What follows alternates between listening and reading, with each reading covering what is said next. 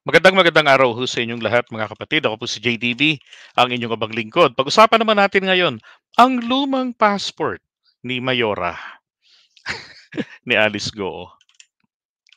Okay?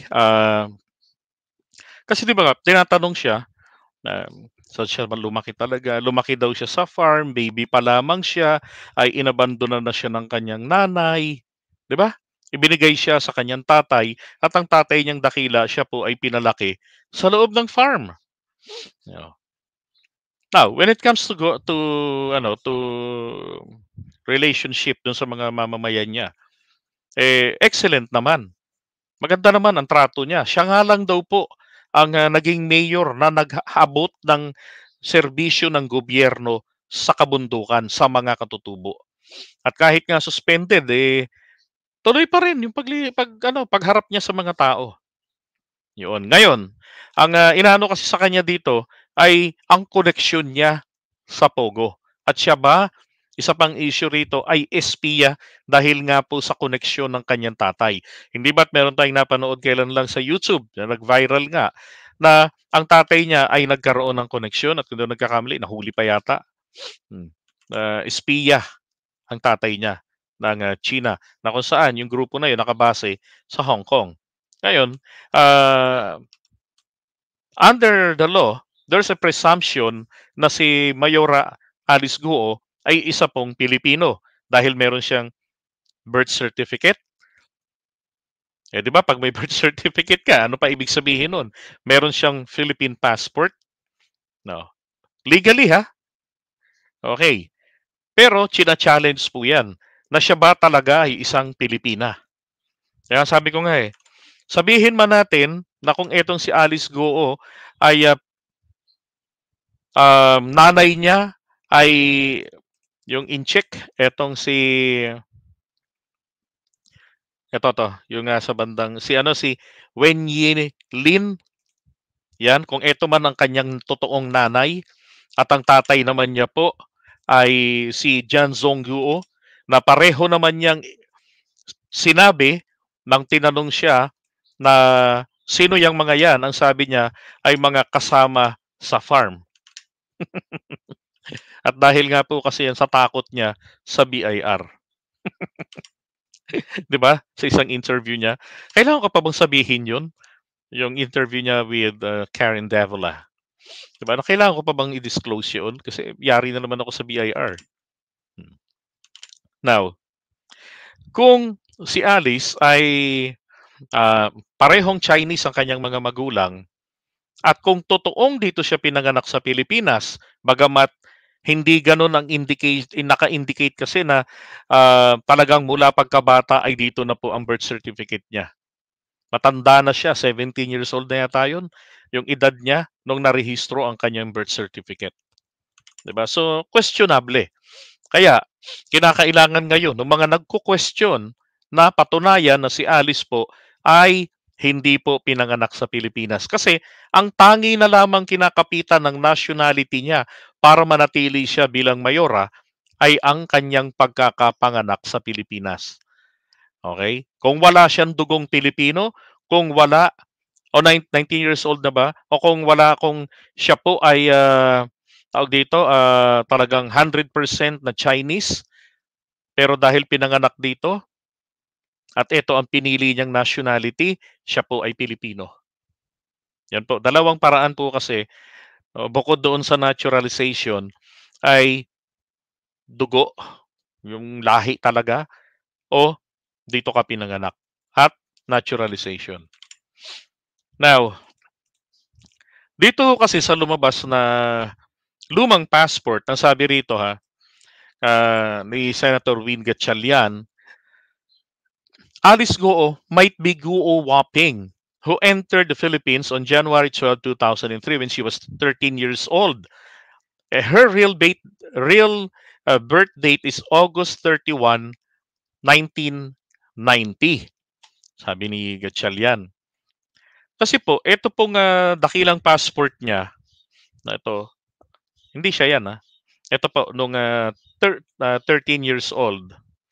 Okay, yan. Oh, ito yung kanyang birthday. No, isa siyang estudyante at single, babae, Chinese, nung pumunta rito. Date of entry, tama? April 2, 2004. Okay, and then yung kanyang ID picture. Ayan po ay nakuha dito.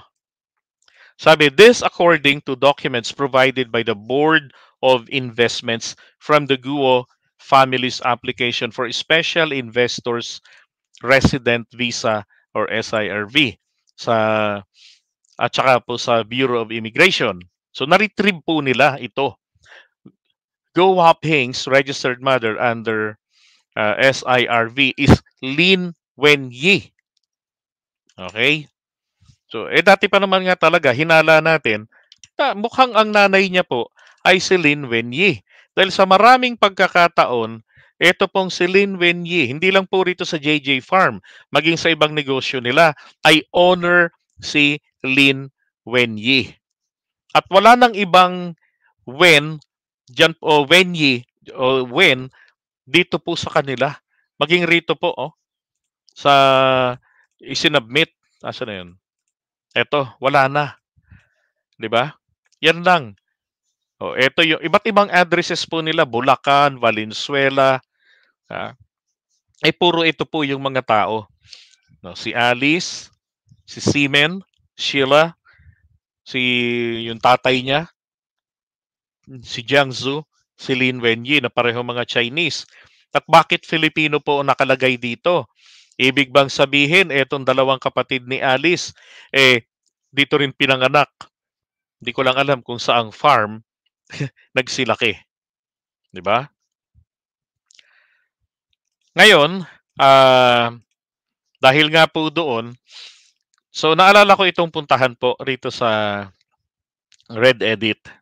Sabi nga kasi nito I found an article, sabi ni Politics PH, I found an article from Chinese Commercial News. Yan, yung Chinese newspaper sa Pilipinas. That says, parang sa mga pinsan kong incheck sa Caloocan, at nung buhay pa yung tiyahin ko, yung nanay nila, palagi humidyaryo ng mga incheck yan. Kasi isa sa mga matandang incheck nakatira malapit lang dito. Walking distance lang sa amin. Laging midyaryo ng incheck. Now, sabi rito that Alice Lial Go's Chinese name is apparently Guo Waping. Yun. Which ito yung sabi rito, the headline reads, Chinese newspaper congratulates Guo Waping on advertisement that attracted attention. Unfortunately, I can't post the link here since it trips off the Red Edit spam filter. Okay, so ako na po maglalabas. Ito po yun. Yung diaryong tinutukoy niya. Okay? Ito, may translation na po yan. Ito. Warm congratulations, Mr. Guo Jianxiang, yung tatay, Ling Wan. Then Alice Guo was elected mayor of Banban, the favorite of the family, Hong Kong Kuntai Guo clan, right? And then ito pa, warm congratulations to Mr. Guo, Alice Lial. Yan. Pero dito po sa dyaryo, okay, sana yon. Ito yung dyaryo na kanyang tinutukoy na ito kasi yung translation Pero may binabanggit, may nakita na rin akong ganito na ang binabanggit nga, yung sinasabi niya na Guo Waping. Yan, ganitong dyaryo po yun. At pinaghihinalaan na nga po talaga nga noon na yun ang tunay na pangalan nito ni Alice. Ngayon, kung ito pong si Alice ay si Guo Guaping, parang tunog Guaping, hindi pala rito pinanganak sa Pilipinas, ano po ang mangyayari dito? Well, kailangan po siyang sampahan ng reklamo na quo warranto petition para ma-question ang kanyang qualification bago makaposisyon bilang mayor. So, ang ibig sabihin, Kinikilala po kasi, naiboto na siya. Hindi ko kasi po pwede na yung nanalo na sa halalan gamit yung mga peking dokumento. Let's assume peke yung mga dokumento niya na bagamat legitimate yung kanyang birth certificate kahit walang punch hole ng punchers, pero galing NSO, at meron siyang Philippine passport, pero naman po nakuha ito by means of fraud, kinakailangan pa rin pong questionin ang kanyang qualification bago siya naihalal at naiproklama bilang panalong kandidato. At doon po, magiging madali po ang trabaho ng judge. Then, pagka naibaba yung hatol na siya po ay disqualified dahil siya po ay Chinese, well, tanggal siya sa posisyon. Ngayon, merong isang kasong isinampa sa kanya, nako, sabi nga, mga seryosong kaso ito, mabigat. Meron pang non-bailable. Ang tanong, nasaan na po kaya etong si Mayora, 'di ba? Maganda yung technique ng mga inchik na maglagay ng mga tao nila rito na magiging friendly. Isipin mo naman kasi tinangkilik natin si Sanchai, 'di ba? Yung Taiwanese sa F4. Tapos nilagyan tayo ng Alice Guo. Kung siya yung si Guaping, kamukha pa ni Sanchay ang nilagay. Tapos napakabait pa sa mga tao. Super friendly, 'di ba? So magiging napakahirap na sa mga Pilipino na tawag dito na mag-resist sa ginagawa ng mga Chinese sa atin diyan sa West Philippine Sea, 'di ba? At lalo na unti-unti nilang mapasok ang ating pamahalaan, ang ating gobyerno. Makahawak ang mga to ng mga key positions na may kinalaman po sa pang-national na pagdedesisyon. Kung ganyan kabait, ganyan kaganda, super friendly sa taong bayan, aba, kung si Duterte na nga lang ay na hindi kagandahan 'di ba? Pero naging ang dating ay makamasa, nakuha niya yung kiliti ng mga Pilipino, minahal ng mga Pilipino. Kaya lang maaga na ipinamukha ang pagiging taksil sa bayan, 'di ba? Maagang na kasi very predictive very predictable. Ibig sabihin si Duterte. 'Di ba? Pwedeng gano'n ang ginagawa nila, pasukin ang mga importanteng posisyon sa ating pamahalaan. Tignan mo ilan na yung mga inchik natin dito ng mga nasa LGU. Marami na diyan. 'Di ba? Ito na nga lang ang pinag-uusapan dito. Anong Chinese generation kayo? First generation ba kayo? Kasi si Alice lumilitaw kung base roon sa passport na 'yon first Chinese generation siya. Bagamat marami nang nauna. Kasi marami ho namang mga bansa na ang salitang Tagalog ay pinag-aaralan. Like in Russia, sa Indonesia, mga salita natin doon kapareho. May mga Tagalog tayong salita, marami, pareho ng salita sa Indonesia. Kalahi natin sila, kadugo natin Ito sila Alice din sa China. Meron din po diyan mga eskwelahan, pinag-aaralan. Actually, hindi lang ho Filipino. Pinag-aaralan din nila ang Chinese, yung mga salita ng mga bansa na potensyal na kalaban nila. 'Di ba? Kaya nga gano'n po kaimportante ang foreign language para sa Pilipinas. Tignan mo na lang ang mga Pilipino natin doon, ang mga Coast Guard, 'di ba? Nung nakaraang insidente sa West Philippine Sea. Yung medical evacuation hindi magkaintindihan. Medevac. Medivac. Kahit na siguro ako ang inchik to, nung maririnig ko Medevac. Parang ang dating may evac silang dala, lalayo ko talaga 'di ba? So dapat po talaga kagaya rin nila maghasa rin ang Pilipinas ng foreign language. Bukod sa mapapakinabangan sa BPO industry, mapapakinabangan po ito sa national security. Ewan ko ba naman bakit hindi nagprotesta ang mga Pilipino nang tinagalize ni Cory Aquino ang mga cartoon channel noon, yung mga palabas noon ng panahon niya na dating English like Voltes 5, Dimos, 'di ba? Richie Rich, tinapatan pa nila ng batibot ang Sesame Street. Nung panahon ni Pinoy, inulit, Tagalize naman ang pagtuturo. Kaya yung 10, ano ba yun, yung 50 raised to the 10th power ay naging sa mathematics na naging 50 itinaas sa ikasampung kapangyarihan.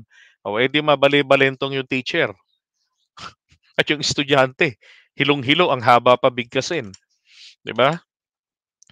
So, ang wala pa naman kasi schedule kung kailan uli ang susunod na hearing diyan sa Kamara, pero yun ang problema natin dito. Problema ni Alice Goong ngayon na yung kanyang kini-claim na siya po ay Pilipina at dito ipinanganak sa Pilipinas, inabandona ng kanyang nanay, eh, nako, sa kanyang tatay, nako, mukha pong may matinding challenge. Now, ang tanong, paano kapagka tinanggi ito? Kasi magkaiba ang pangalan. 'Di ba? Hindi Alice Leal Guo ang nakalagay. Paano kung ang sabihin niya na, pinsan ko po 'yan. Si Waping Guo. Pinsan ko po 'yan, taga mainland, 'di ba? Hmm. Paano ngayon pag tinanggi ni Alice Guo? Anong anong pinakamabisa po na solusyon dito, 'di ba? Kasi kahit i-DNA test natin 'yan, eh. Kahit na lumitaw na purong dugong inchik talaga siya. Pero hangga't hindi po nagigiba ang presumption na siya ay isang Pilipinang ipinanganak sa Pilipinas, lumaki sa farm, dati siyang baboy, 'di ba? Eh, magiging useless ito. Hmm. Kaya ako ano talaga rin, Alice, kung magsasabi ba siya ng totoo o talagang paninindigan niya ang kanyang sinabi na siya ay Pilipino, dito dito pinanganak. Ang nanay niya ay isang kasambahay at ang kalimutan ko yung pangalan ng nanay niyang sinasabi, 'di ba? Kailangan nilang ilabas 'yun, kailangan nilang i-produce. At pag na-i-produce po nila yung sinasabing nanay niya o kaya mga kamag-anak niya, 'di ba? Kaya nga sabi ko, i-DNA test ito sa ibang mga liyal para malaman natin kung talagang may dugong Pilipino. Lilitaw 'yan, 'di ba? Kaysa yung ganito, may passport, iba pa pangalan, paano ngayon pag itanggi ito? And I'm sure itatanggi ho ito ng abogado nila at maging nina Alice or else sabit, 'di ba? Magiging useless ang co-warranto dito. Pag tinanggi yan, kailangan nilang mapatunayan. Hmm. Sabi ni Global Pulse, yeah, non-bailable. Pero it has nothing to do, yung non-bailable cases has nothing to do with the passport. Yun. Hindi pa naman nila dinidisclose kung ano yung mga non-bailable cases na ikakaso sa kanya, eh. At saka, anong petsa na? Wednesday na. June 19 na ngayon, 'di ba? So doon abangers pa rin tayo. Pero dito, kasi parang ang dating big deal. Sabi nga ni Mike Abe, "Alice Go, delikado na." Pero kung ito lang ang pagbabasihan, hindi ho. Hindi pa rin 'to delikado rito. Delikado lang sila Win Gatchalian pag itinanggi ito. And again, ano yung gagawin nila, 'di ba? I-DNA test, hamunin ng DNA testing or pag ayaw, humingi ng kautusan ng korte, no, na i-compel siya na magpa-DNA test sa kasama ang isa pang liyal para talaga makumpirma kung siya ba ay may dugong Pilipino o wala. Kung totoo ba na ang kanyang nanay ay yung liyal, 'di ba? Na nag-abandona sa kanya, no. Yun lang. Okay?